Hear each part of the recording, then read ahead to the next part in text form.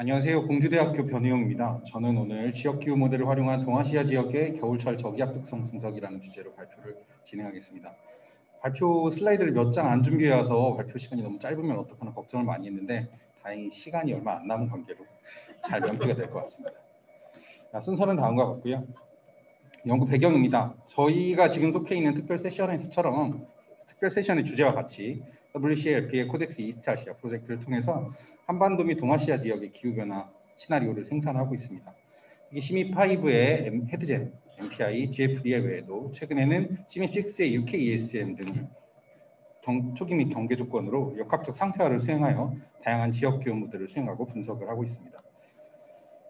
다양한 분석 내용 중에 저는 저기압을 타겟으로 분석을 진행하였는데요. 중위도 지역에서 고기압, 저기압 시스템의 생성과 변동은 지역 규모 기상현상에 많은 영향을 미치는 것으로 알려져 있습니다. 특히 한반도 여름과 겨울철에 발생하는 강수는 각각 70에서 80% 수준으로 한반도 주변을 통과하는 저기압과 연관이 되어 있는 것으로 알려져 있는데요. GCM, 즉 기후 모델의 특성상 NWP, 즉 날씨 예측 모델처럼 어떤 특정 케이스나 이런 것들을 직접적으로 1대1로 비교하기에는 많은 어려움이 있습니다. 그래서 앞서 보여드렸던 훌륭한 연구에서처럼 보여주셨던 다른 연사분들의 연구에서처럼 통계 처리 혹은 평균값 처리 등을 통해서 분석을 하고 있는데요.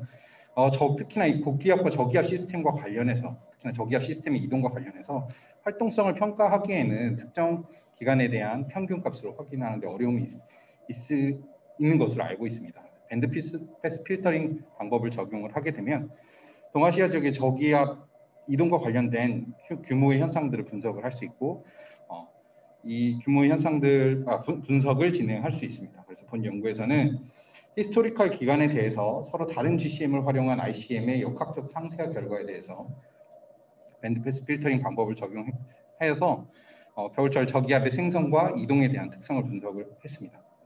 밴드패스 필터링 결과를 확인했고요. 육상 및 해양에서의 특성이 각각 다르게 나타나서 해당 내용에 대해서 잠깐 살펴봤고요.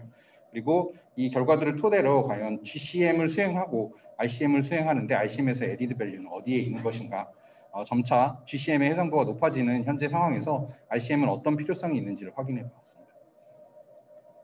연구 방법입니다. 밴드패스 필터링은 많이 알려져 있는 방법인데요. 다양한 주기의 정보들이 혼재되어 있는 시계열 자료에서 특정 주기를 갖는 정보만을 선별해내는 필터링 기법입니다.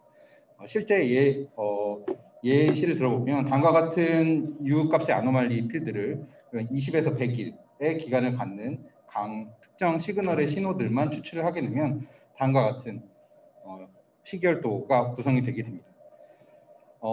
특히 이런 밴드패스 필터는 저역 필터, 고역 필터의 조합으로 이루어져 있고요. 본 연구에서는 저기압의 생성과 소멸, 이동과 관련된 2일에서 7일 구간에 대한 필터링을 적용을 하였습니다. 상세한 방법은 다음과 같습니다. 모델이 수행되어 있던 영역의 특정 격자에는 시계열 자료가 존재를 하게 됩니다. 이런 시계열 자료들을 관심 있는 겨울철, 즉 12월부터 1월, 2월까지 기간에 앞뒤에 분석에 필요한 7일 정도의 버퍼 기간을 주고요. 이 기간에 대한 시계열도를 1에서 7일에 해당하는 강도의 시그널들만 따로 추출을 해내게 됩니다. 이렇게 추출을 해낸 시그널들의 스탠다드 데비에이션 값을 구하게 되는데요. 이 스탠다드 데비에이션 값이 높으면 저기압의 활동성이 높다. 즉, 그 격자에서 2일에서 7일 사이에 변동하는 시그널이 굉장히 강하게 나타나고 이 변동폭이 크다라는 거기 때문에 저기압의 활동성이 높다라고 의미를 찾을 수 있겠고요. 반대로 그 값이 낮다라고 하면 저기압의 활동성이 낮다라는 걸 의미하게 됩니다. 그렇게 해서 각 연별로 만들어진 이러한 특정 공간 분포 필드를 연평균을 하게 돼서 전체적인 히스토리컬 기간에 대해서 저기압의 활동성이 각각의 모델에서 어떻게 나타나는지를 확인하였습니다. 연구에 사용된 모델은 다음과 같습니다. GCM으로는 시미5에 해당하는 MPI 자료, MPI GCM 결과 자료를 사용을 했고요. 시미6에서는 UKESM 자료를 활용을 하였습니다.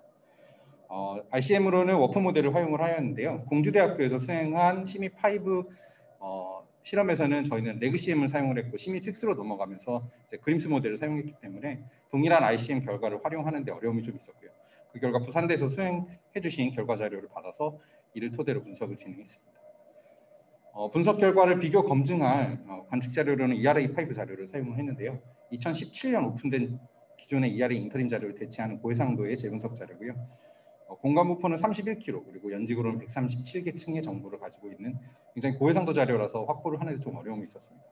1시간 간격의 자료까지 제공을 하고 있고 특징적으로는 것은 시미5의 입력 자료로 활용되었던 그린하우스 가스나 볼케닉 이룹션, SST 그리고 CIS 커버 같은 것들이 동화되어 있다는 특징을 가지고 있습니다. 연구 결과입니다. 먼저 밴드패스 C레벨 프레셔에 해당하는 해면 기압에 해당하는 밴드패스 필터 결과 것입니다. ERA5에서 보면 이 어널리시스 필드가 다음과 같이 분포가 되어 있는데요. 관심적으로 봐주셔야 될 부분은 이 동그라미 친 지역입니다. 이제 몽골 지역이 되는데요. 해당 지역에서는 ERA 분석장에서는 2일에서 7일 주기의 기압의 변화 강도가 이렇게 다음과 같이 티벳 고원의 북쪽 경계면에 해당하는데 해당 지역에서는 조금 다른 지역과는 달리 높은 값이 나타나는 것을 알 수 있습니다. 또한 저기압이 많이 통과하는 지역인 이 북태평양 지역에서도 코어가 나타나는 것을 확인을 할 수가 있는데요. 해양과 관련된 부분은 뒤쪽에서 다시 설명을 드릴 거고요. 이 육상 지역과 관련된 부분에서는 이제 글로벌 모델, 즉 MPI와 UKESM에서의 모의 경향이 조금 다르게 나타났습니다. MPI 모델 같은 경우에는 해당 지역에서 저기압 활동성이 과다 모의된 반면에 UKESM 같은 경우에는 과소 모의가 되었는데요. 재미있게도 이런 GCM을 활용해서 역학적 상세화를 진행을 하였을 때 워프 모델에서는 과대 모의된 바이어스는 약화시킨, 그러니까 줄여주고 과소 모의한 바이어스는 증가시켜줘서 관측과 가까운 방향으로 개선해주는 효과를 확인을 할 수가 있었습니다. 저기압의 이동과 관련된 다양한 변수들 중에 C레벨 프레셔도 직접적으로 연관이 있을 수 있겠지만 남북 방향의 V윈드, 850헥토파스칼의 V윈드도 같은 방식으로 분석을 했습니다. 티벳 고원 중심에서의 V윈드 분포가 어널리시스 필드에서는 굉장히 낮은 값을 나타낸 반면에 UKESM에서는 이 값의 크기는 굉장히 잘 모의하고 있고요. MPI에서는 해당 값의 크기가 좀 크게 나타나고 있습니다. 이것들을 이제 역학적 상세화를 진행을 하게 되면 워프 결과에서는 해당 값들이 전부 다 약간 더 증가하는 경향을 보였고요. 다만 이 고해상도 지형 효과로 판단이 되는데요. 고해상도 지형의 효과로 인해서 티벳 쪽에서 나타났던 작은 규모의 현상들이 비교적 잘 잡히는 것을 확인할 수 있습니다.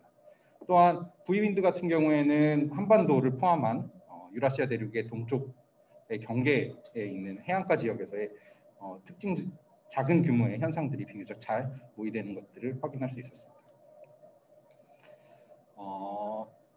마지막으로 보여드릴 밴드패스 스태틱스 결과 그림은 플라워드 힙플럭스, 즉 극향 열속입니다. U프라임 남북 방향의 퍼터베이션, 바람의 퍼터베이션과 온도 퍼터베이션의 곱으로 계산되는 이 플라워드 힙플럭스 같은 경우에는 ERA5 분석 어널리시스 필드 같은 경우에 나타나는 북태평양 지역에서의 높은 값이 나타나는 이 코어 지역이 UKESM에서 굉장히 잘 거의 크기까지 정확히 모의하고 있는 것을 확인을 했고요. 반면에 MPI에서는 해당 값이 언더에스티메이트 이제 조금 적게 나타나는 것을 확인을 하였습니다. 육상 지역에서 나타났던 개선되는 특징들과는 다르게 해양 지역에서는 역학적 상세화를 진행하였을 때도 그 기존의 GCM에서 나타났던 크기가 그대로 어느 정도 유지가 되는 것을 확인을 할 수 있었습니다.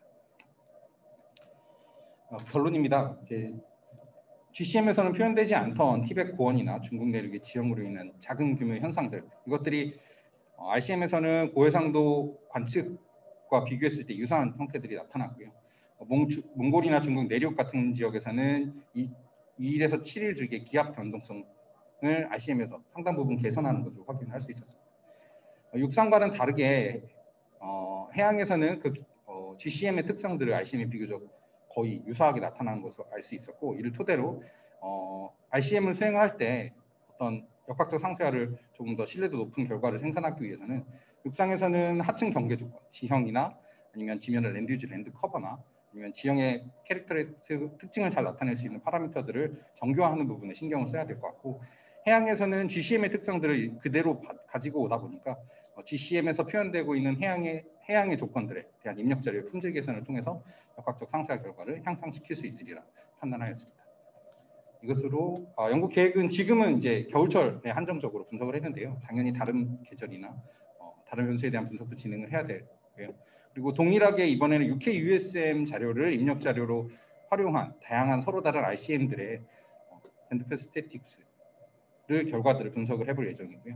그리고 이 히스토리컬 기간에 대한 분석이 완료되면 앞으로 기후변화 시나리오에서 미래 기후에서 어떤 변화가 있을지 확인해 볼 예정입니다. 네, 이것으로 발표를 마치겠습니다. 감사합니다.